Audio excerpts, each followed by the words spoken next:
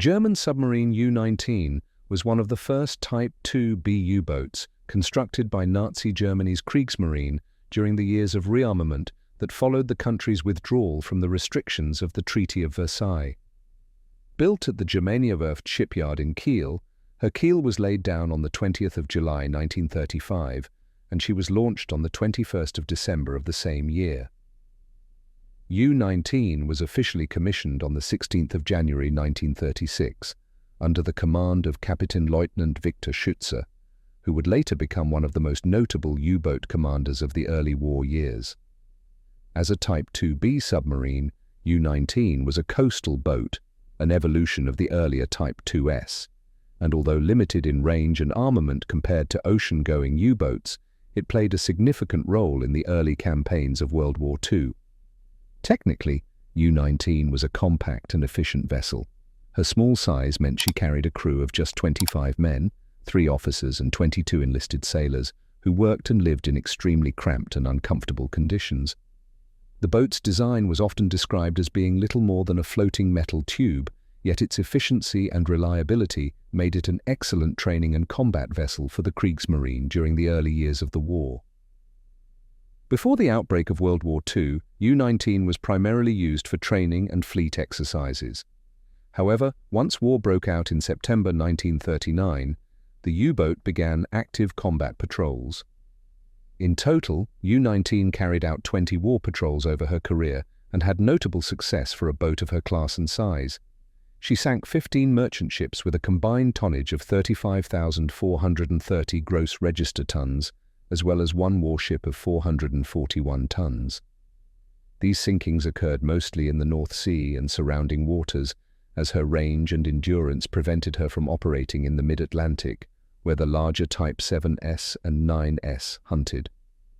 One of U-19's most successful and aggressive commanders was Joachim Schepke, who took over the boat in early 1940.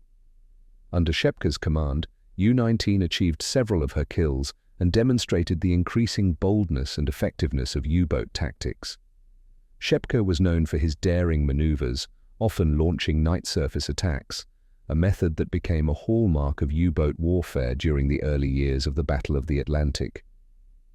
While Type 2Bs were not well suited for long voyages, Schepke used the submarine's small size to his advantage, maneuvering into shallow coastal waters and evading British patrols.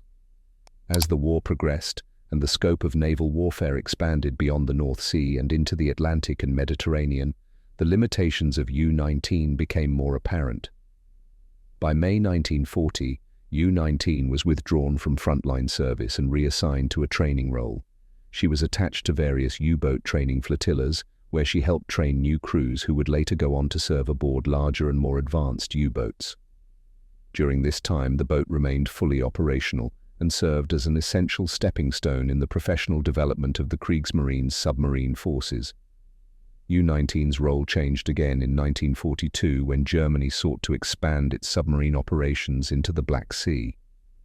In a highly ambitious and logistically complex operation, U-19 and several of her sister boats were disassembled and transported overland and via inland waterways to the Romanian port of Galati on the Danube River. There, they were reassembled and assigned to the 30th U-boat flotilla operating out of the port city of Constanta in Romania.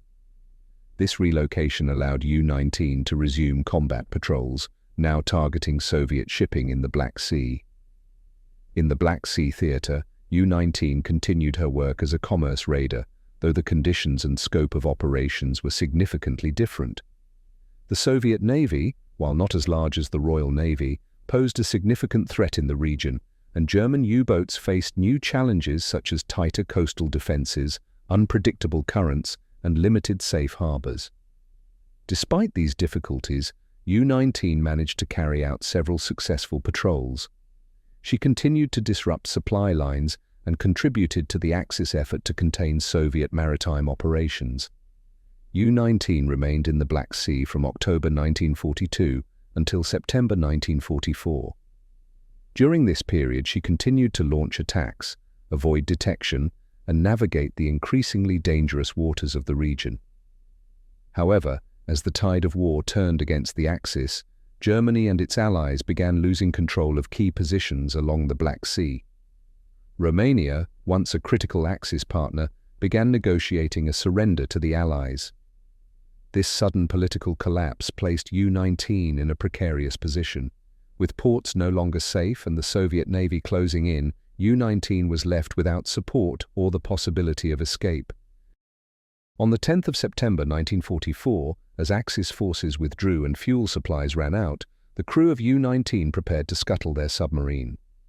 The following night at 22:30 on the 11th of September 1944, U-19 was scuttled by her own crew near the Turkish coast off Zonguldak. All crew members survived the sinking and were able to reach safety. It marked the end of the boat's operational career and the closing chapter of her nearly decade-long service to the Kriegsmarine. The wreck of U-19 was long considered lost, but in recent years, interest in finding the sunken boat has grown. Turkish engineer and maritime researcher Selçuk Kolay has led expeditions in search of the wreck, believing that U-19 may still rest largely intact on the floor of the Black Sea. The depth, currents and sediment in the region make underwater surveys difficult. Still, the search for U-19 is not only a matter of maritime archaeology, it also represents a desire to preserve and understand a unique period in naval warfare. The legacy of U-19 is a reflection of the rapid evolution of submarine warfare in the early 20th century.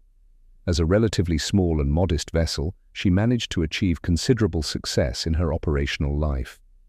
Her story mirrors the broader trajectory of Germany's U-boat fleet, from rearmament and early domination to adaptation and ultimate defeat. U-19 was not a superweapon or a technological marvel, but she was a reliable and resilient war machine that left an outsized mark on naval operations in both the North Sea and the Black Sea.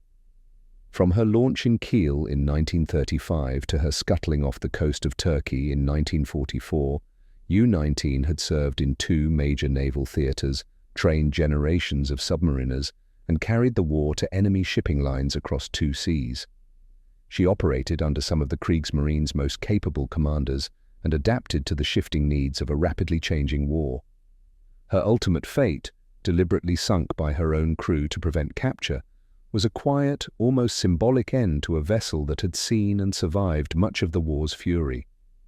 Today, she remains a ghostly reminder of the thousands of men who lived, fought, and sometimes died in the claustrophobic metal corridors beneath the waves.